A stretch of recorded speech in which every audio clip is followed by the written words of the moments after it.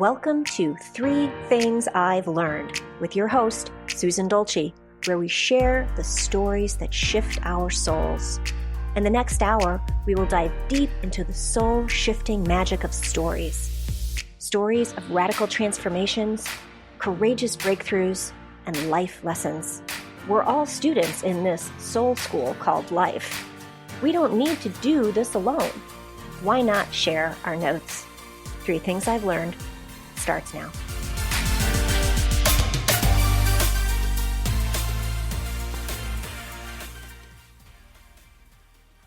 Hey everybody, welcome. Welcome to 3 Things I've Learned with me, Susan Dolce, where we share the stories that shift our souls.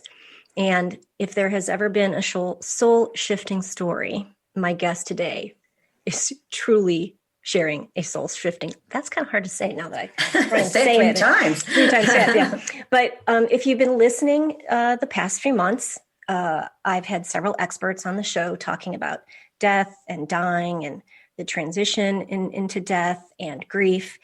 And today's show, as I've mentioned, I believe will be the last of the series of death shows. But this story fell into my lap sort of around the same time that I was introduced to the other guests. And it was all sort of, again, I'm going to say it, it felt so divinely inspired. And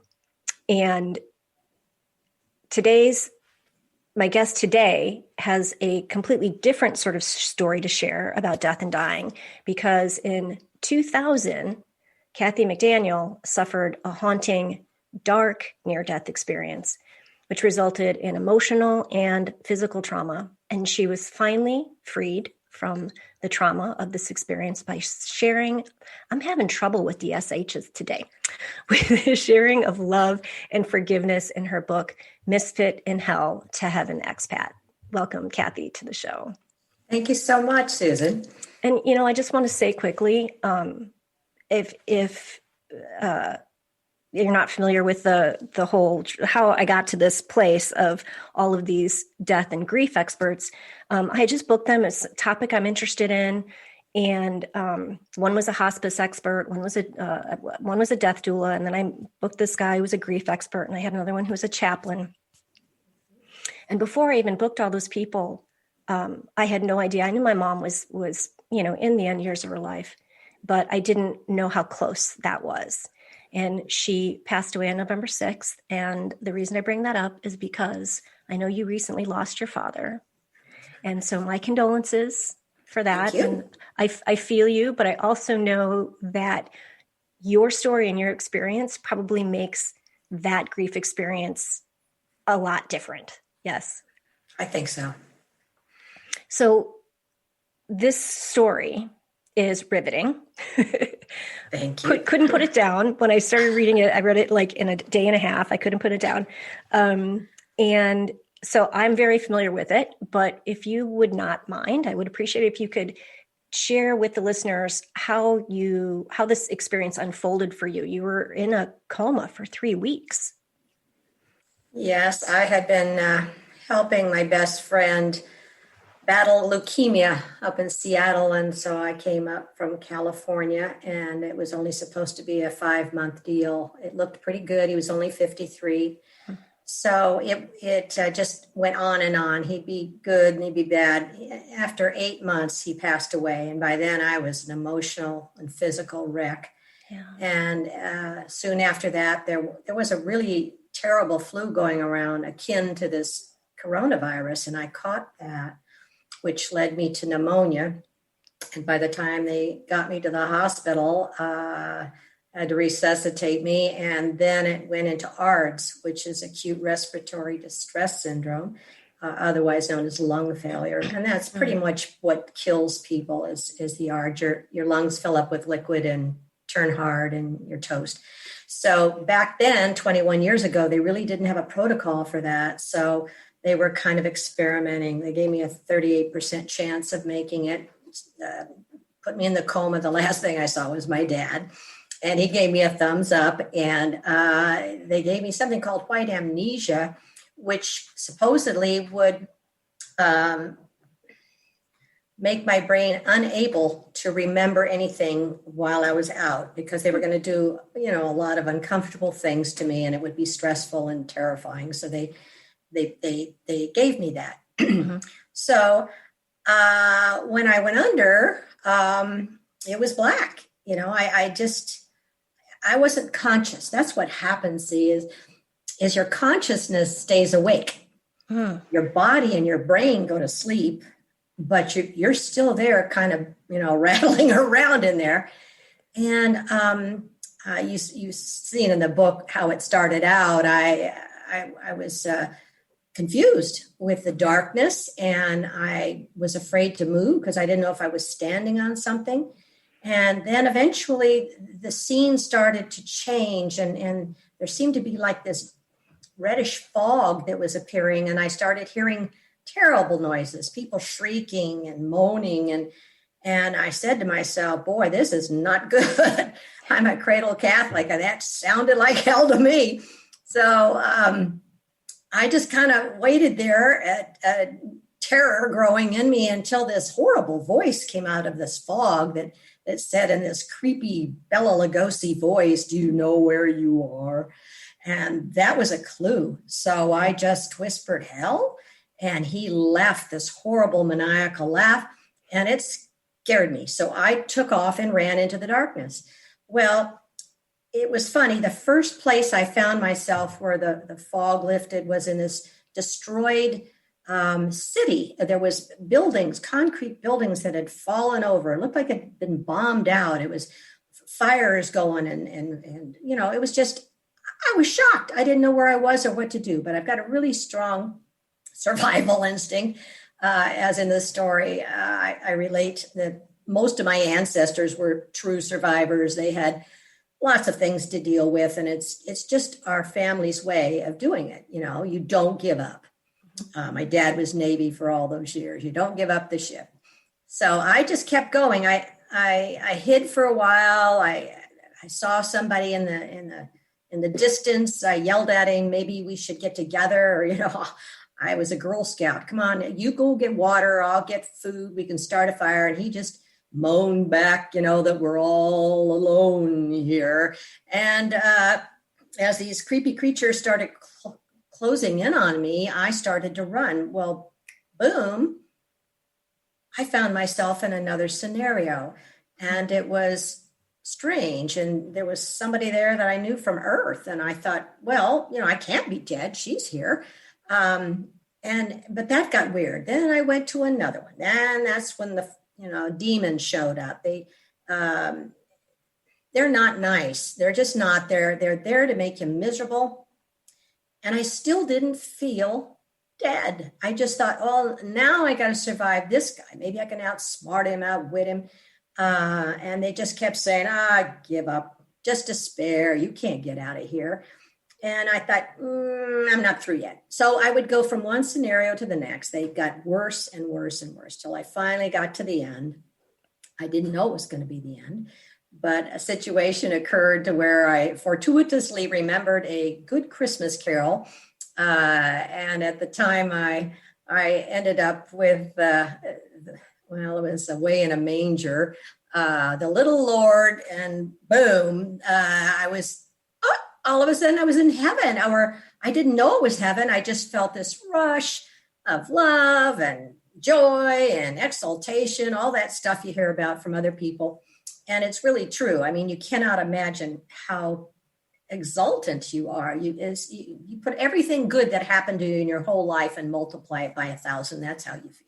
Yeah. And not only that, oh my God, there was my fiance, that my best friend. We had been engaged for 7 years, and he helped raise my kids, and he was still family, even though we had broken up. And he was there, and he looked great. And I was shocked because last time I'd seen him, he had leukemia and dying and no hair, and his face was all blotched, but he looked wonderful, healthy, and a lot younger, probably about 35. And he was kind of laughing, and I didn't know, again, that I was dead. I'd call me crazy, but your consciousness never changes. You're just always you. So it's not like you feel like you've become something else. It's just you and you're not in Kansas anymore. Yeah. You know? So anyway, it was good to see him. And after a short conversation, he'd shown me something in a big book, but when I got back, I couldn't remember what it said, but he said that you've got too much left to do. And the way he said it left no doubt. I was getting kicked out and I was furious. I mean, my goodness. So I woke up, I went, you have to go down, kind of transition back in, and ended up opening up my eyes in the hospital where all my family was. And I was really confused because now I felt like I was wrapped in duct tape or something. And I was so hot, and I couldn't move my head. I couldn't move anything. And I'm claustrophobic. So that started to freak me out. And then they all gathered around, yippee, yippee, mom's back, it's been great. We've been praying. And I thought, what is going on? So my daughter finally said, Mom, you've been really sick. You've been in a coma for 3 weeks. We've been praying you'd come back. And in my mind, I thought, I'll get you for this. Do you have any idea what you took me from? Yeah. So the doctors come in and I can move one finger and blink. And so I'm thinking in my mind, this echo, you've got too much left to do. And I thought, yeah, right. This is like something one of the demons in a scenario would come up with. But, and I was still haunted by that. That was still a big part of it wouldn't go away. And I couldn't talk. So I couldn't share it with anybody. And I was afraid to go to sleep. I was afraid they'd come get me. And it was a mess. I don't recommend it. Believe me. And it's a shout out to all you people that have been in ventilators with COVID.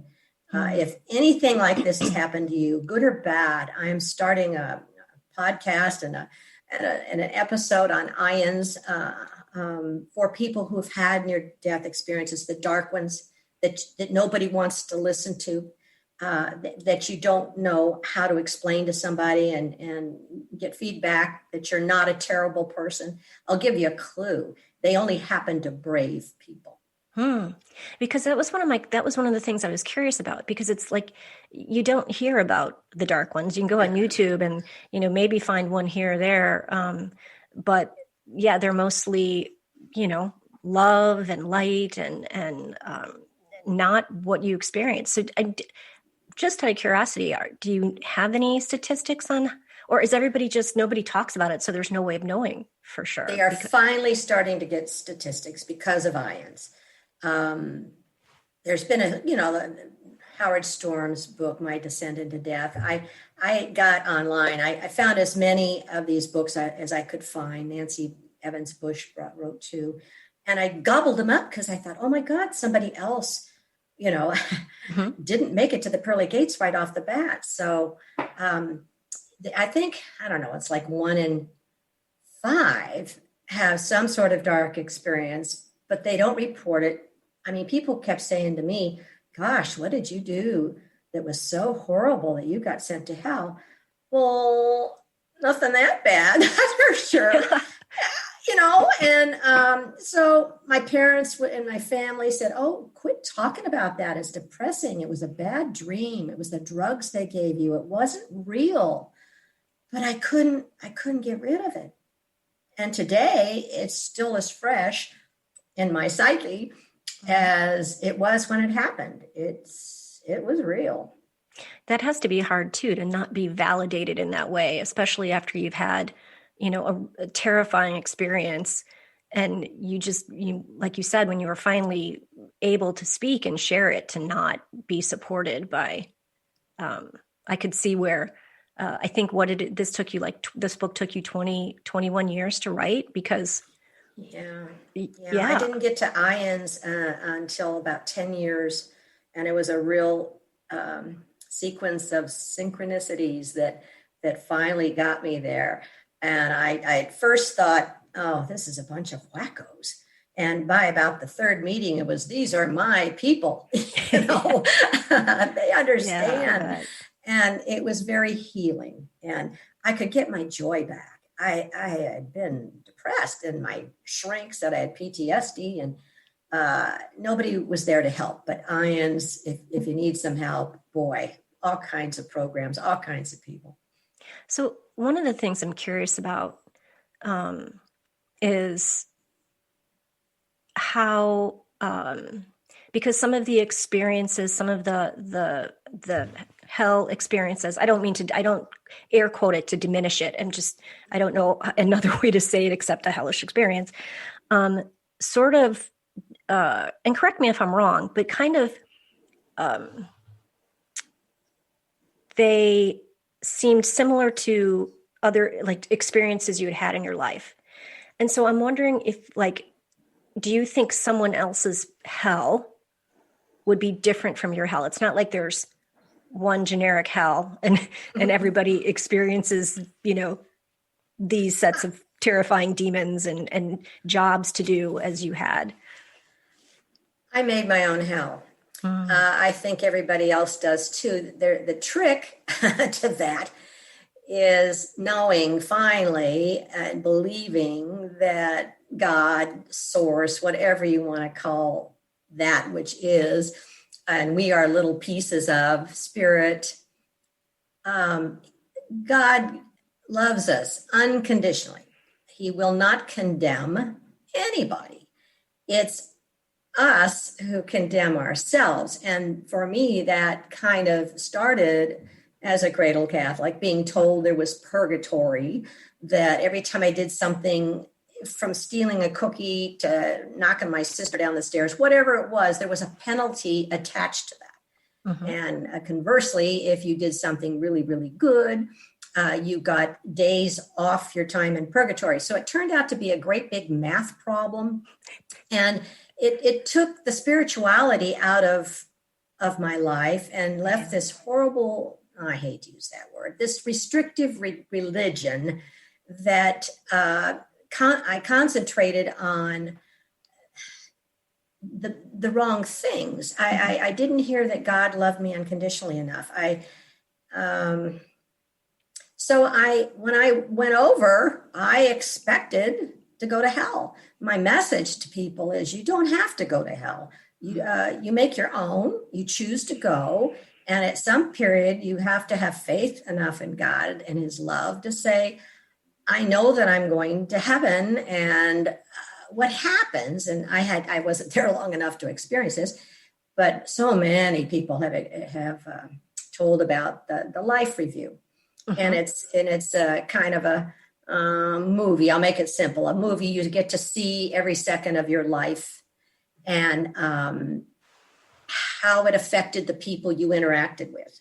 So if you were kind to somebody, you got to feel how they felt about that. If you were, nasty to somebody, you could feel how they felt about it. So first, how they felt about it, and then they turn the whole thing around, run the movie again, and you get to feel their pain. You get to feel their joy for your life. And if this is done, I'm told, with angels or companions next to you, and it is not a judgmental process.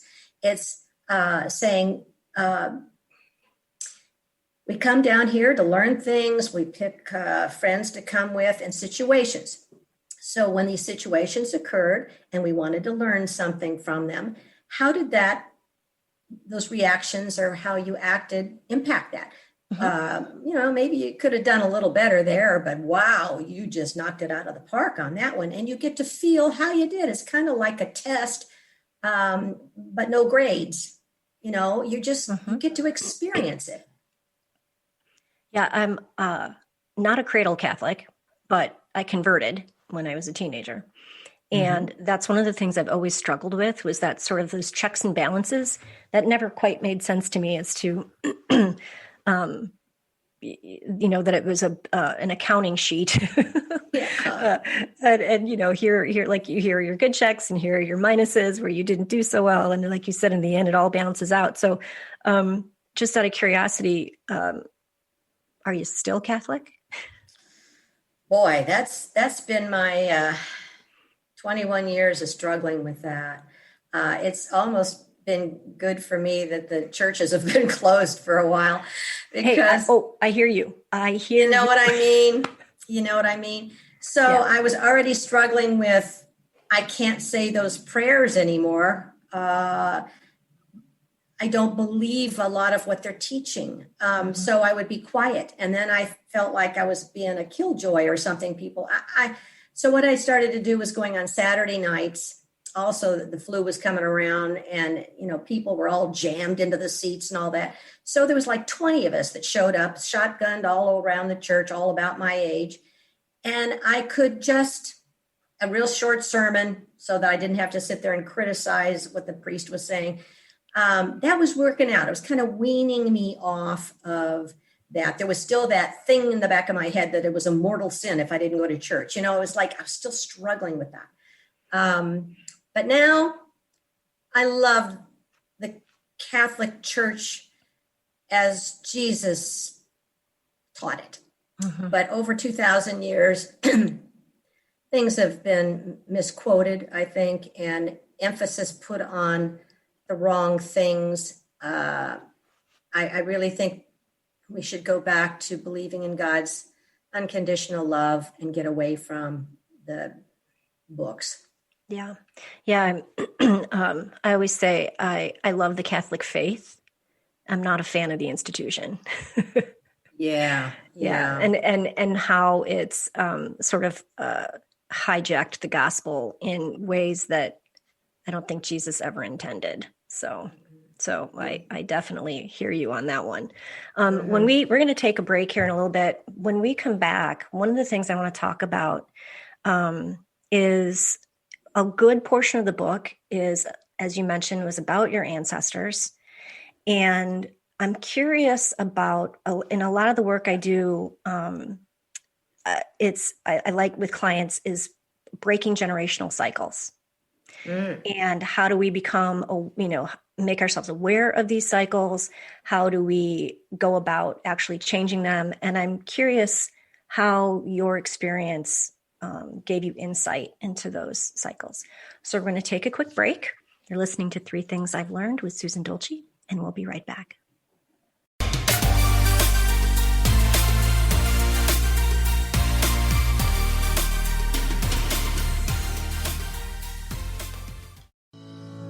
Learn how to RISE in business by being confident on video. Confidence coach Susan Axelrod and online business producer Pam Sullivan have teamed up bringing you a new podcast, Webcam Confidence for Women. Tune in live every first and third Friday at noon Pacific, 3 p.m. Eastern, and stay for an open virtual presenter studio session. Offering attendees confidence on webcam, a must-have skill for every woman in business. For more information, visit volutionvirtual.com/studio. Hey everybody, it's me, psychic medium Jamie. And me, Spirit Walker Nicole. We are so excited to introduce you to our new live call-in show called Shades of Spirit on transformationtalkradio.com. As we connect you with your crossed over loved ones, angels, and guides, and also help you develop your own psychic and healing abilities. For more information and to book your own private experience, go to shadesofspirit.com and also follow us on transformationtalkradio.com. Hi, I'm Trish Laub from A Cup of Comfort, where we talk about Care Hero topics that nobody wants to talk about. Here's your Care Hero tip of the day. As a child, I took dance lessons. I would twirl through the grocery store, leap from aisle to aisle, and dance anywhere I could. One day, while giving my parents their medications, I realized that dance was my medicine. And when I took my medicine, I was more patient and focused, and my emotional and spiritual tank was filled with more of everything I needed to be a better caregiver and daughter to my parents. I realized that self-care was not selfish, but rather self-love, and that it was essential to my ability to be resilient and to recharge and thrive instead of merely survive. So now when I need to recharge, I turn up the volume and dance it off. What's your medicine? Tune into my show to learn more. See you the second and fourth Tuesday at 12 Pacific, 3 Eastern, here on Transformation Talk Radio. Feel free to reach out to me at info@trishlaub.com. Are you trying to lose weight, but feel guilty for eating your favorite foods? Feeling deprived and resentful makes for results that aren't sustainable. Join Adrienne Craig every second and fourth Friday at 12 p.m. Pacific on TransformationTalkRadio.com for her show, Master Your Mindset for a Weight Loss Breakthrough. Learn to love the journey and watch yourself succeed. For more information about Adrienne or to work with her personally, visit lifecanyon.com. Tune into 3 Things I've Learned with Susan Dolce every first and third Tuesday of the month at noon Pacific, 3 o'clock Eastern on Transformation Talk Radio. Join Susan and her guests as they share the stories that shift our souls about radical transformations, courageous breakthroughs, and life lessons. 3 Things I've Learned with Susan Dolce. For more information, go to transformationtalkradio.com or visit Susan's website at susandolce.com.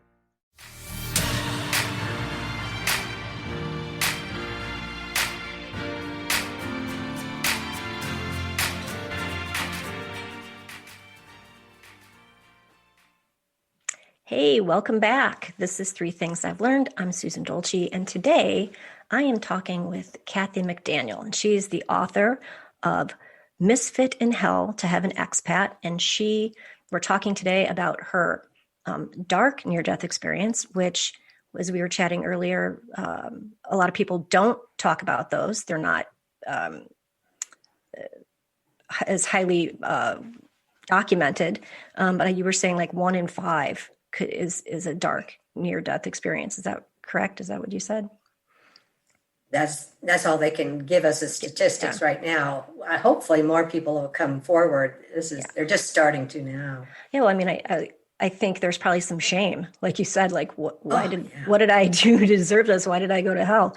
But before the break, and one of the things I think that I'm fascinated by personally is generational cycles and breaking generational cycles. And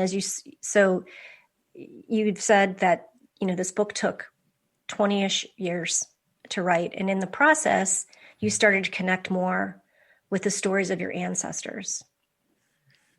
And I'm curious how your experience sort of brought their stories to the forefront.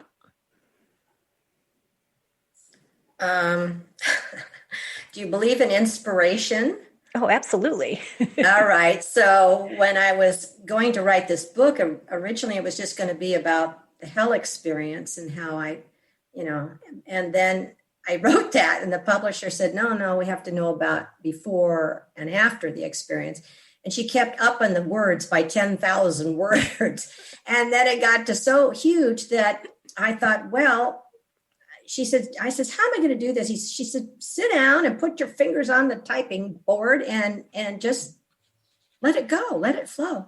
Well, I started getting inundated with these stories of my ancestors, my grandma and grandpa, and all these people's stories. They pop into my head in the middle of the night, and I'd write them down, So I had help. They wanted to be in the story. They wanted... like my dad, how he wanted to get that story about him being shot down in the Philippines. That was one of his, he told me that's the only thing he regretted in his life is he never got to publish that. And I says, hey, I'm doing a book. I need your story. And so he did get to see it. Yeah. And that was an amazing story in and of itself. Like, definitely divinely, not inspired, divinely manifested, guided, rescued. Oh yeah. He asked God if he was really up there, Dad was an atheist. Save me. I'll join the church, and boom, he got saved, and it was a miracle. But that's what started the whole Catholic thing in our family. So like, I know you talked a lot about alcoholism being sort of a underlying current within your family. And now that you've had this experience and you can step back and you can look at maybe some of the some cycles that you were bringing into your life, have you been able to change those, like make sure or find a way that they don't get passed down to your kids? It's interesting because some of that is genetic, a predisposition to be an alcoholic. You can't I had a problem with it for a while. My children have had a problem with it for a while. Now, some of my not my grandchildren, but I mean, it just runs in the family, and it's like any other disease, alcoholism. So, but what can happen, I think a lot of it just, you're taught something. When I can think of one big thing maybe that I changed and irritated the whole family. And that was, I refused to teach my children there was a Santa Claus. I said, this is Jesus's birthday, period. I will buy you presents. Grandma will buy you presents. There is no, and they thought I was terrible, just terrible. But that's one thing I tried to change. And now my son has a child, and this year, oh boy, Santa brought all kinds of stuff. And I thought, oh, here we go. I recently heard somebody say that the greatest conspiracy theory ever made or ever told was Santa. Yeah. Everybody's trying to do it for the right reasons. And just anyway. The one of the things too that because I'm working on a book. And part of this is part of the reason why I was also really excited about having you on the show is I believe that we choose our parents. And as I've heard you say before, there are soul groups, there are like soul families or whatever. And it's our pre-birth experience to decide what lessons we want to live and learn. And that's kind of like, if you heard the opening of the show, it's like, we're all in this soul school called life, right? We don't have to do this alone. Let's help each other. And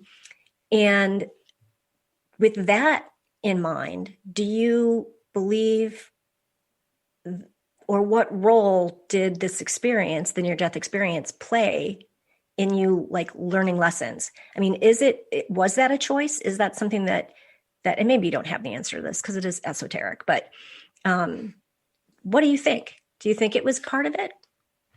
Just from associating with all these IANS people and reading and just letting it settle in me what feels true, I really believe we start off in heaven with our soul groups.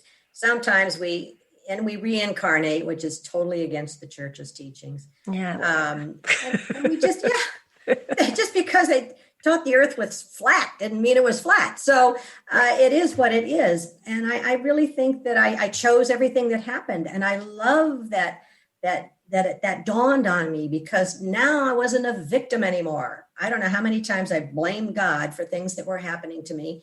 And it wasn't God's fault at all. I chose them. And so now when something comes up that's rough, I just look for a lesson. It's a little easier, but I don't feel like a victim anymore. And I think that's huge. So how does one not go to hell?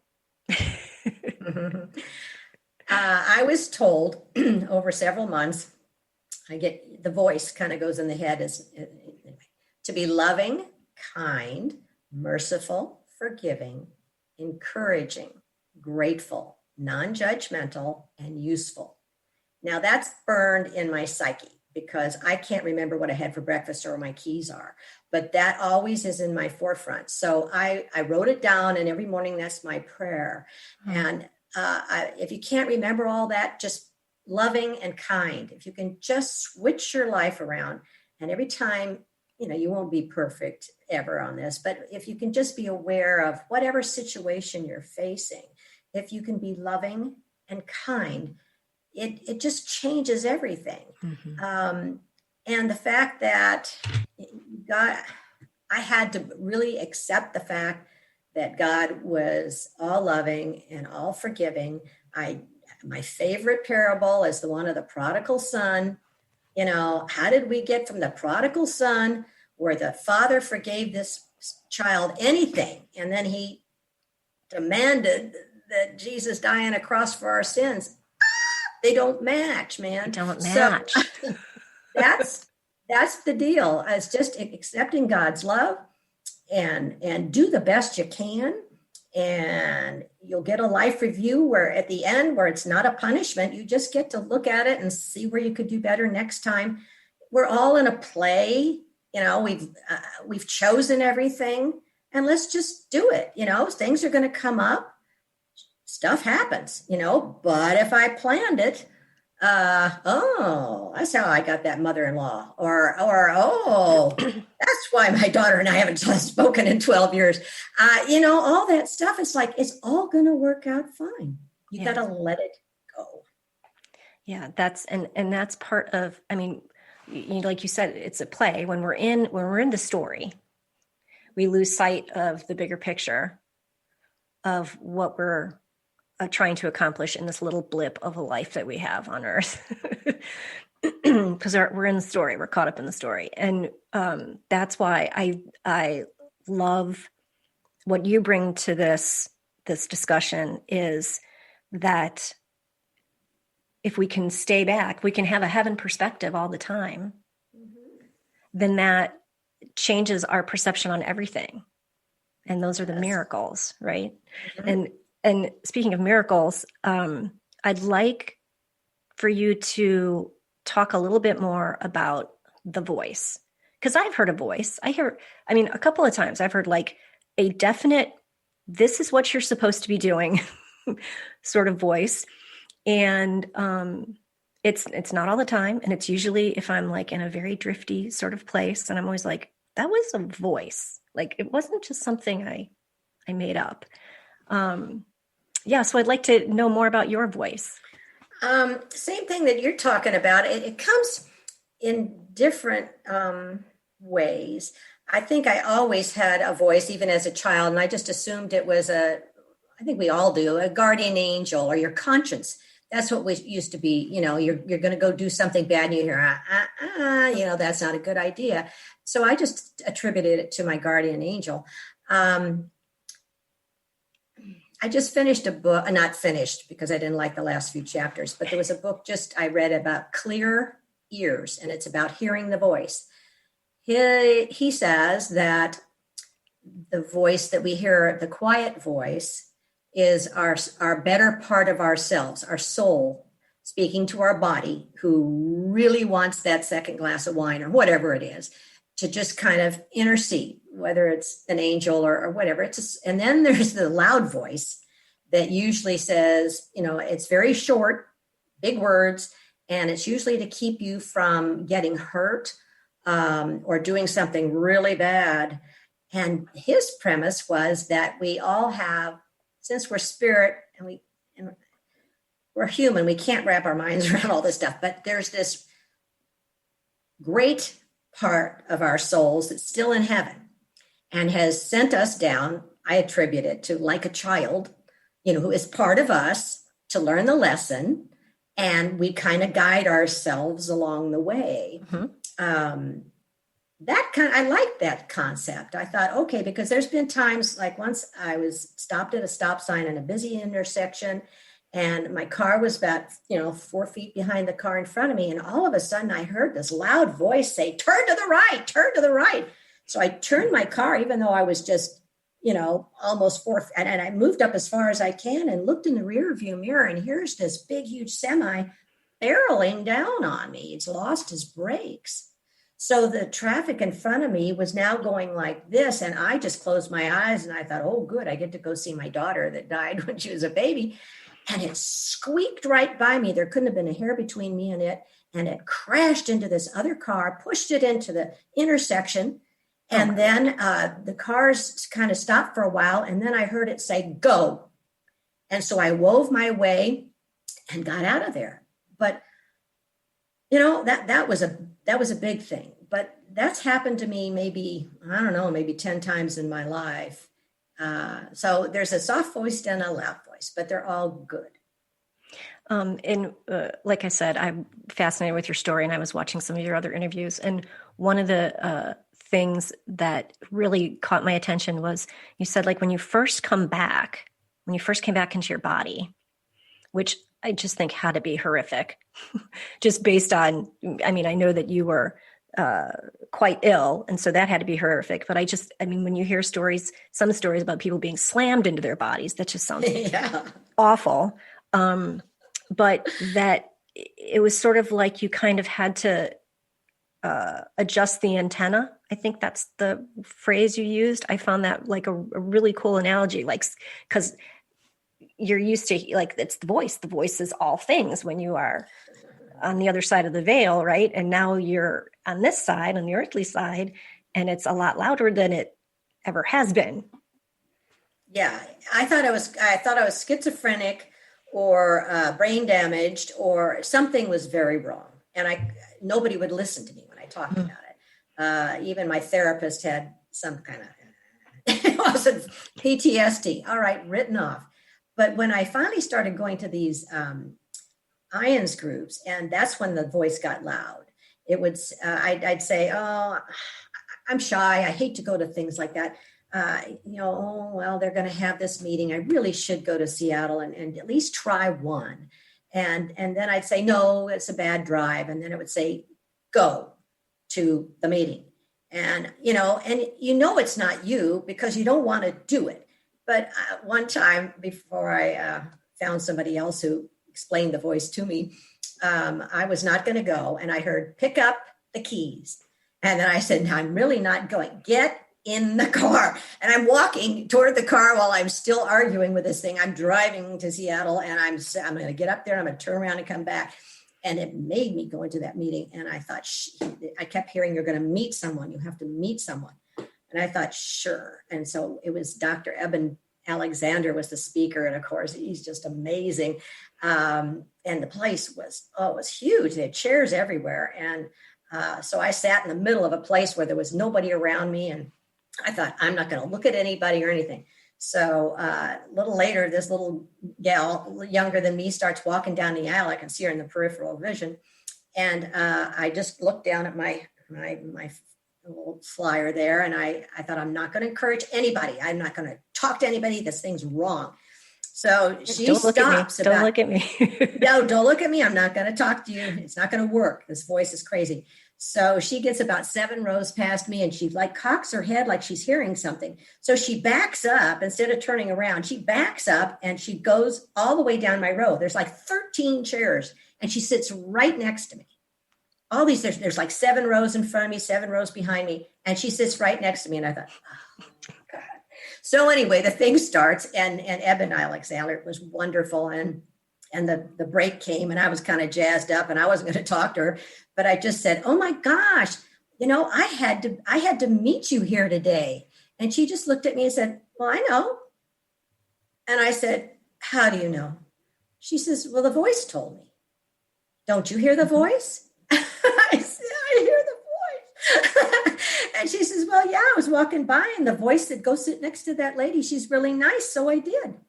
And I thought, oh, okay. So I just have to quit denying the voice. I have to listen. And now that I know it's friendly and it's going to, and of course, going to that meeting changed my life because I met her.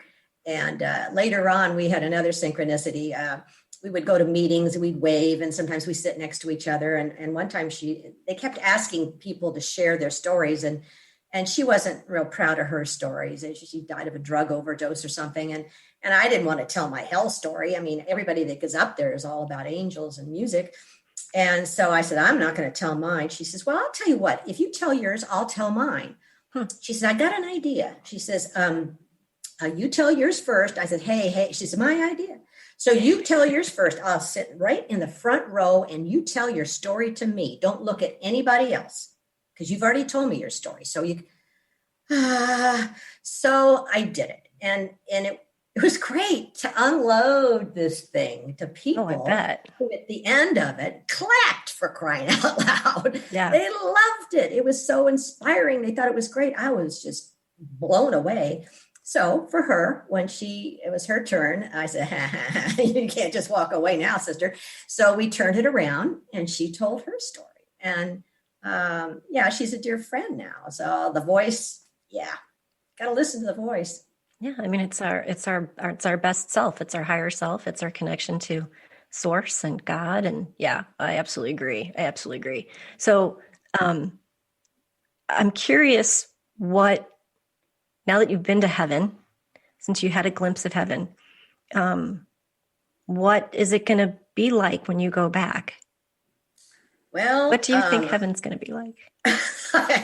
I joke with my friends and family and say, "You're in my spirit group. If you get there first, go to the bar There's going to be hors d'oeuvres, all you can eat hors d'oeuvres and free drinks. That's a joke. And people say, oh, well, there's no alcohol in heaven. It's like, oh, lighten up. It's my heaven. Yeah, exactly. It's just going to be great. And I love this. Did you ever read Golfing with God by Murillo? Oh, it's terrific. It's he goes to heaven and he doesn't know what to expect. And he loves to golf and he ends up golfing with God, and God and him, he hit the 9. Of course, God never misses a shot. And but they talk in a way that I think God relates to us as the older fella that's given us advice and loves us unconditionally. It was just a heartwarming book. But that's what I feel. I'll get back up there and see all these people, my relatives, and we'll sit around and talk about our next trip, just like you sit around with some friends and say, okay, we're going to go on a river cruise to Portugal. Who's in, and who's going to play what role? I love it. Somebody said every now and then when you've got a really challenging life, you get to take a vacation life. And I love it. I don't know how many you get, but you just go down and everything goes your way. You stay under the radar, you live, you die, and that's it. And maybe I'm on my vacation life because it's been pretty good. So I have to say, I have to think about that now. Isn't that a great concept though? It lightens everything up. And I think that's where evil comes in. It wants you depressed, it wants you to give up hope. It's out there and people shouldn't mess with it. And I try and stay away from movies or books, anything having to do with evil, because if you give it attention, you're on its radar. I want to stay far away from that stuff. Yeah, I know. I'm pretty much on the same page. What I invite into my consciousness,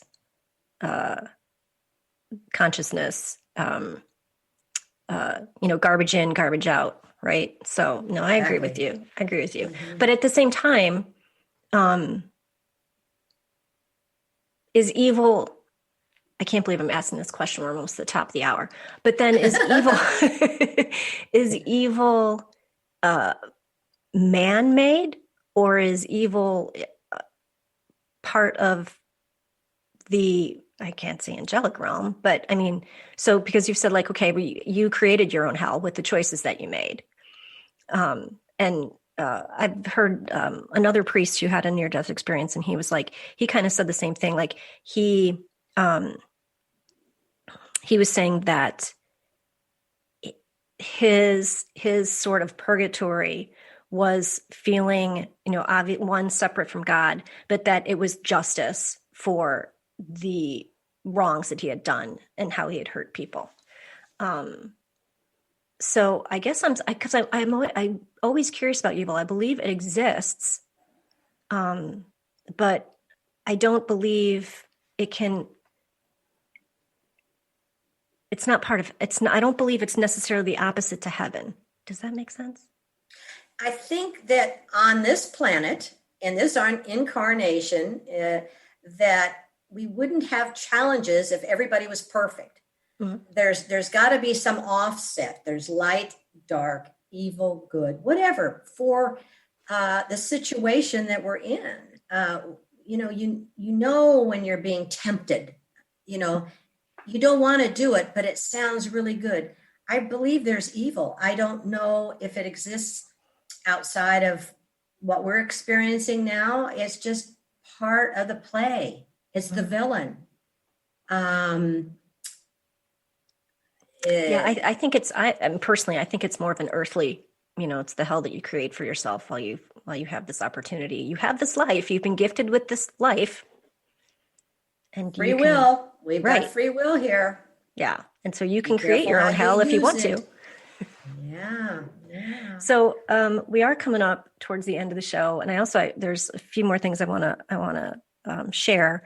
But where can people get your book? Where can they connect with you? Amazon is probably the best way. My book is still on the holiday price. It's discounted. That'll end in a couple of days. And then the Kindle's the cheapest way to go. I have a website, www.nameofthebook.com. You can get a book there if you want me to autograph it, but and that it's Misfit in Hell. Misfit in Hell to Have an Expat. I want to make sure we get that in there.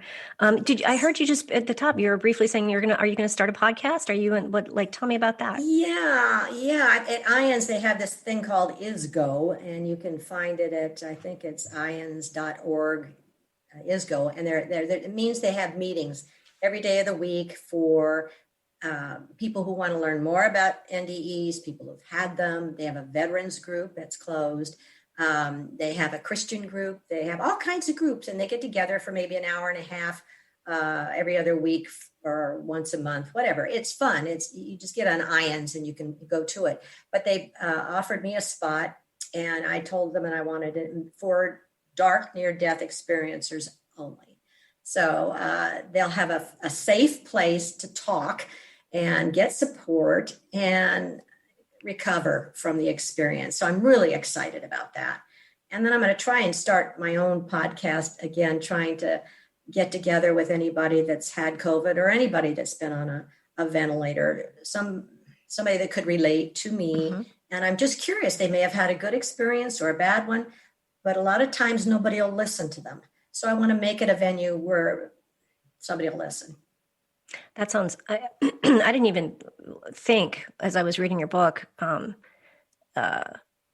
the whole ventilator white amnesia experience. And you're right, there's going to be hundreds of thousands of people who are coming off of this, and we don't know what kind of experiences they've had, whether it is. I mean, the thing is, there's really no way of knowing. It's real to you. The experience is real. So it doesn't matter how you came to that experience.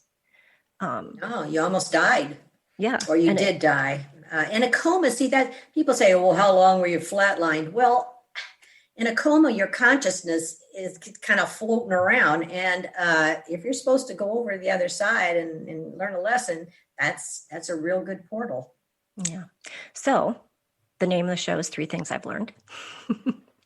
I like to share the 3 things I've learned from the different guests that I've had on. It's always a lot. So many things I've learned, but my 3 things this time are the words that you shared about a life well lived. And that's be loving, kind, merciful, forgiving, encouraging, grateful, non-judgmental. That was being blocked out there. And useful. We don't want to be judgmental. And that my actions and choices not only impact my life, but ripple out to affect others around me. And lastly, and I use this in my social media, and I think it's one of the last things in the book, but I love it. I love this quote in the book. You say there is no opt-out box to check when you die. So please prepare thoughtfully. That's spot on. That is spot on. So thank you, Kathy McDaniel. She's the author of Misfit in Hell to Have an Expat. You can get her book on Amazon. She has a website. She has a Facebook page. And it's a fascinating story. I swear when you pick it up, you won't put it down until it's finished because you just want to get to the end. It's such a good story. Very good storyteller. Thank you, Kathy. Thank you. So we all have a story to tell, and we can live in the story or we can transform the story. Change your story, and you change our world. Thanks for listening, everyone. We'll see you next time.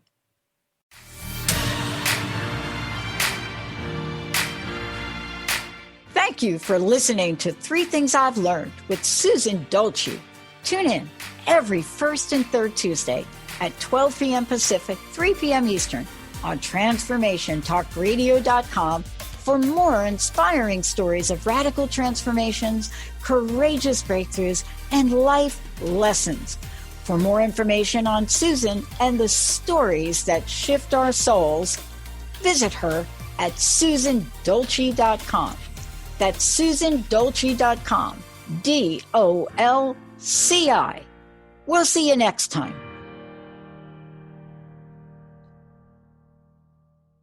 Views expressed on this program are those of the host, guests, and callers, and do not necessarily reflect the views of the station, its management, or advertisers.